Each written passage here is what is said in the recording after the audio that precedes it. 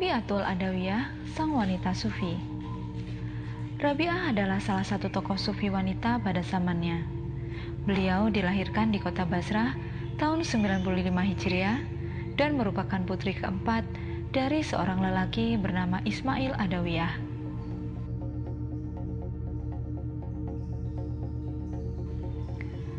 Beliau hidup dalam kemiskinan dan lingkungan yang serba kurang, bahkan ketika Rabi'ah lahir, lampu untuk menerangi saat kelahirannya pun tidak ada.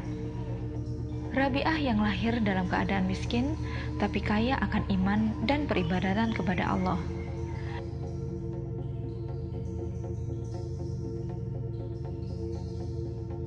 Ayahnya hanya seorang yang bekerja mengangkut penumpang, menyeberangi sungai Dijlah dengan menggunakan sampan. Pada akhir kurun pertama Hijrah, keadaan hidup masyarakat Islam dalam pemerintahan Bani Umayyah yang sebelumnya terkenal dengan ketakwaan mulai berubah. Pergaulan semakin bebas dan orang ramai berlomba-lomba mencari kekayaan. Sebab itu kejahatan dan maksiat tersebar luas. Pekerjaan menyanyi, menari, dan menghibur semakin diagung-agungkan. Maka ketajaman iman mulai tumpul dan zaman hidup wara serta zuhud hampir lenyap sama sekali. Namun begitu, Allah telah memelihara sebagian kaum muslimin agar tidak terjerumus ke dalam fitnah tersebut.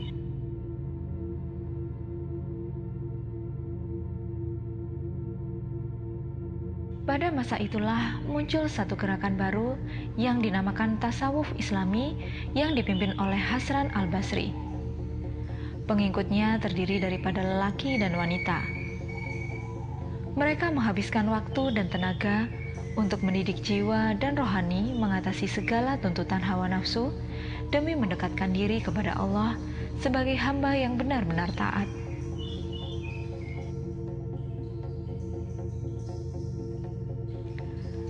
Ayahanda Rabi'ah merupakan hamba yang sangat taat dan takwa. Hidup jauh dari kemewahan dunia dan tidak pernah berhenti bersyukur kepada Allah. Beliau mendidik anak perempuannya menjadi muslimah yang berjiwa bersih. Pendidikan yang diberikannya bersumberkan Al-Quran semata-mata. Rabi'ah sendiri begitu gemar membaca dan menghayati isi Al-Quran sehingga berhasil menghafal kandungan Al-Quran. Sejak kecil, Rabi'ah sudah berjiwa halus, mempunyai keyakinan yang tinggi, serta keimanan yang mendalam. Memasuki masa kedewasaannya, kehidupannya menjadi serba sempit dan semakin sulit setelah beliau ditinggalkan oleh ayah ibundanya.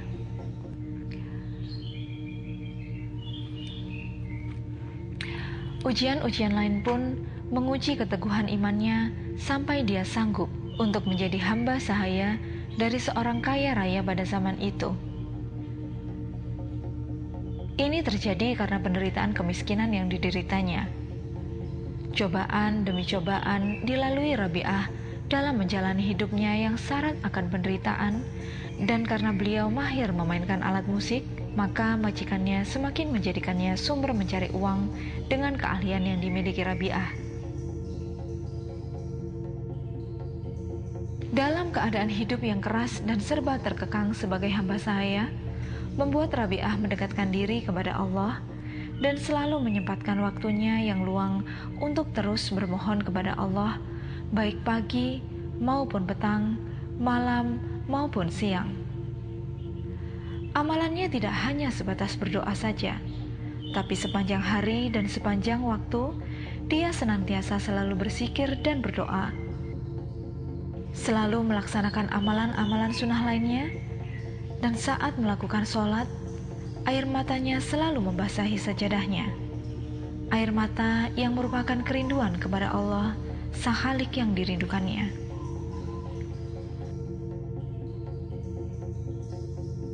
Ada riwayat yang mengatakan bahwa beliau telah terjebak dalam dunia maksiat.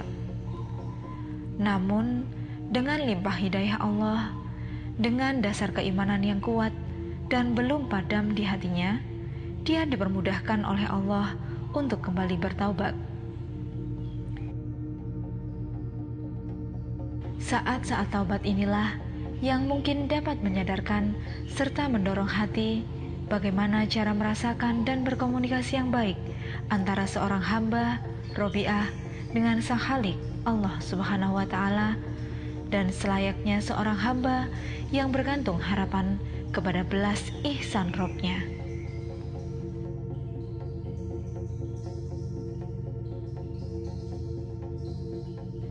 Kecintaan Robiah kepada Allah Subhanahu wa Ta'ala mengalahkan hidup dan kecintaannya kepada dunia dan isinya.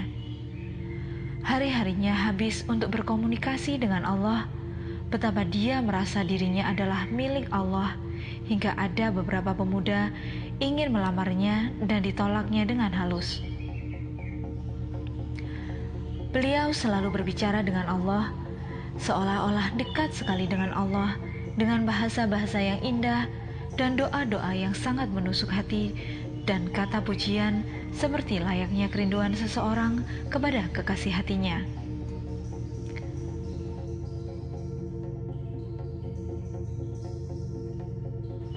Salah satu kata-kata Robiah ketika bermunajat sambil air matanya mengalir, "Kekasihku, tiada menyamai kekasih lain biar bagaimanapun. Tiada selain dia di dalam hatiku, mempunyai tempat dimanapun. Kekasihku gaib daripada penglihatanku dan pribadiku sekalipun. Akan tetapi, dia tidak pernah gaib dalam hatiku walau sedetik pun. Ya Tuhanku, tenggelamkanlah aku di dalam kecintaanmu, supaya tiada satupun yang dapat memalingkan aku daripadamu."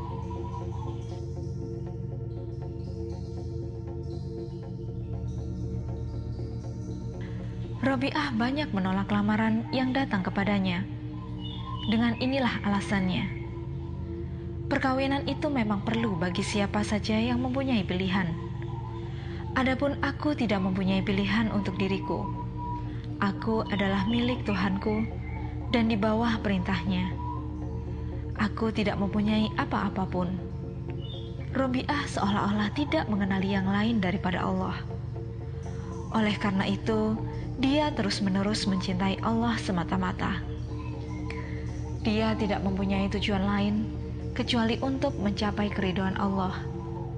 Robiah telah mematikan akalnya, pemikirannya, dan perasaannya hanya kepada akhirat semata-mata.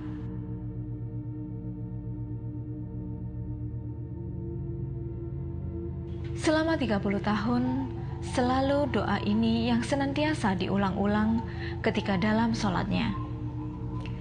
Ya Tuhanku, tenggelamkanlah aku di dalam kecintaanmu, supaya tiada suatu pun yang dapat memalingkan aku daripadamu.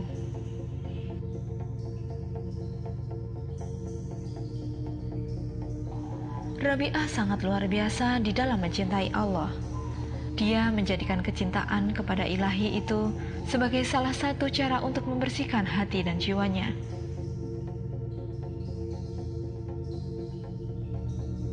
Dia memulai pemahamannya tentang sufinya dengan menanamkan rasa takut dari murka Allah seperti yang pernah diungkapkannya dalam doa-doanya. Wahai Tuhanku, apakah Engkau akan membakar dengan api hati yang mencintaimu dan lisan yang menyebutmu dan hamba yang takut kepadamu? Kecintaan Robiah kepada Allah bukan karena pengharapan untuk memperoleh syurga Allah semata-mata, tapi sudah menjadi kewajiban baginya. Jika aku menyembahmu karena takut daripada api nerakamu, maka bakarlah aku di dalamnya. Dan jika aku menyembahmu karena mengharap surgamu, maka jauhkan aku dari surgamu. Tetapi jika aku menyembahmu karena kecintaanku kepadamu, maka berikanlah aku balasan yang besar. Berilah aku melihat wajahmu yang maha besar dan maha mulia itu.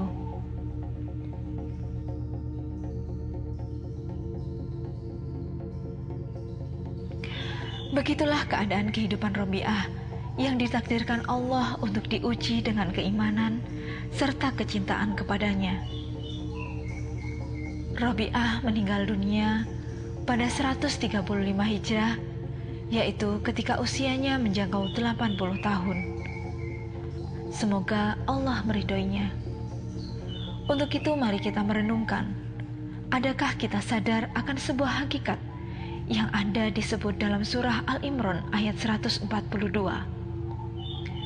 Apakah kamu mengira bahwa kamu akan masuk surga, padahal belum nyata bagi Allah orang yang berjihad di antaramu dan belum nyata orang yang sabar?